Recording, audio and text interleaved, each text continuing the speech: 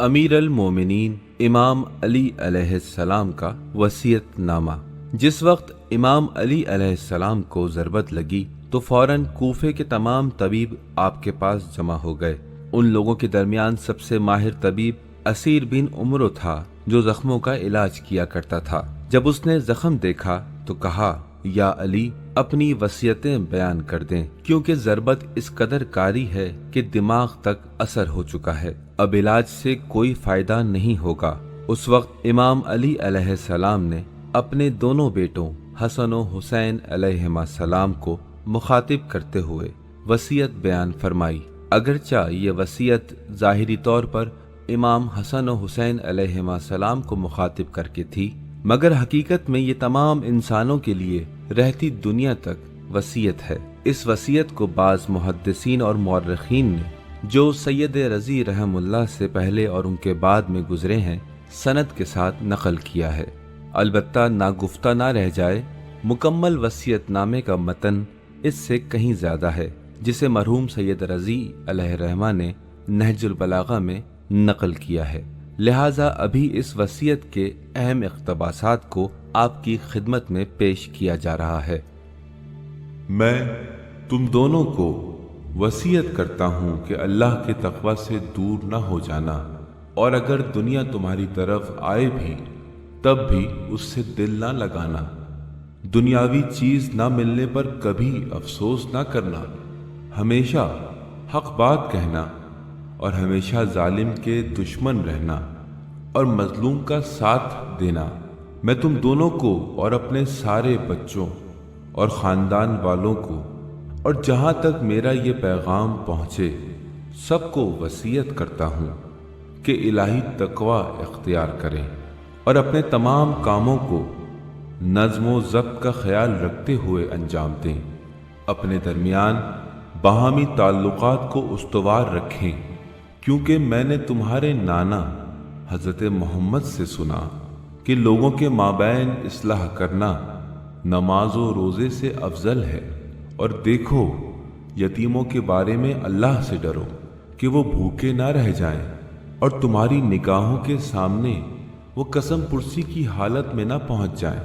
اور اپنے پڑوسیوں کے بارے میں اللہ سے ڈرو کہ ان کے بارے میں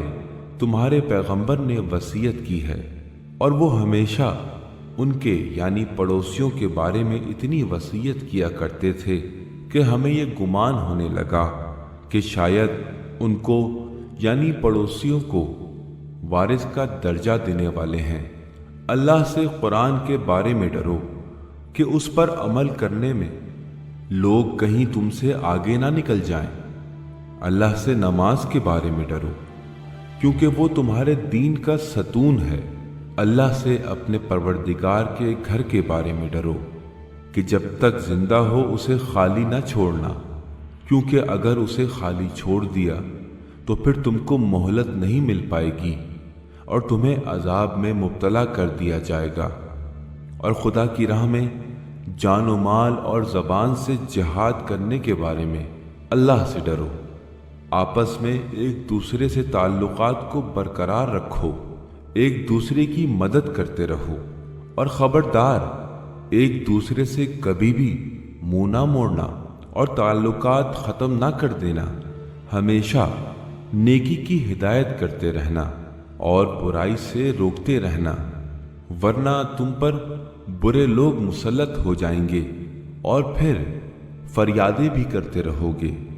تو کوئی تمہاری فریاد سننے والا نہ ہوگا۔ اے اولاد عبد المطلب، خبردار ایسا نہ ہو کہ تم میرے انتقام کی خاطر صرف اس نعرے پر کہ امیر المومنین کو قتل کر دیا گیا ہے تم مسلمانوں کا خون بہانا شروع نہ کر دینا، اور یاد رکھو میرے قتل کے قصاص کے بدلے میں صرف اور صرف میرے قاتل کو ہی قتل کرنا۔ اور دیکھو اگر اس ضربت نے میری جان لے لی تو ایک ضربت کا جواب ایک ہی ضربت ہے، اور دیکھو میرے قاتل کے جسم کو مسلح نہ کرنا یعنی ٹکڑے ٹکڑے نہ کرنا، کیونکہ میں نے خود رسول اللہ سے سنا ہے کہ آپ نے فرمایا، خبردار کسی بھی مردے کے اعضائے بدن کو मत काटना, चाहे वो काटने वाला पागल कुत्ता ही क्यों ना हो।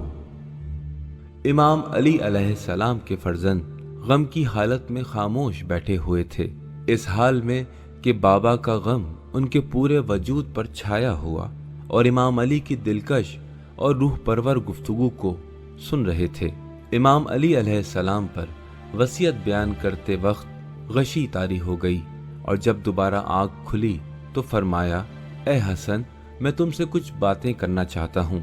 आज की रात मेरी उम्र की आखिरी रात है। जब मैं इस दुनिया से चला जाऊं तो मुझे अपने हाथों से गुस्ल देना और कफन पहनाना और तुम खुद मेरे कफन और दफन का इंतजाम करना और मेरी नमाज जनाजा भी तुम पढ़ाना और रात की तारीकी में शहर कूफा से दूर मख्फी तौर पर मुझे दफन करना ताकि किसी को उसकी खबर ना हो सके। इमाम अली अलैहिस्सलाम 2 दिन तक शदीद जख्मी हालत में रहे और 21 रमज़ान शब जुमा को 40 हिजरी 63 साल की उम्र में शहीद हो गए। आपके फर्जंद इमाम हसन और इमाम हुसैन अलैहिस्सलाम ने आपको अपने हाथों से गुस्ल दिया और इमाम हसन अलैहिस्सलाम ने आपकी नमाज जनाजा पढ़ाई। इमाम अली अलैहिस्सलाम कूफा में गुरा यानी मौजूदा नजफ अशरफ नामी जगह पर दफन हुए।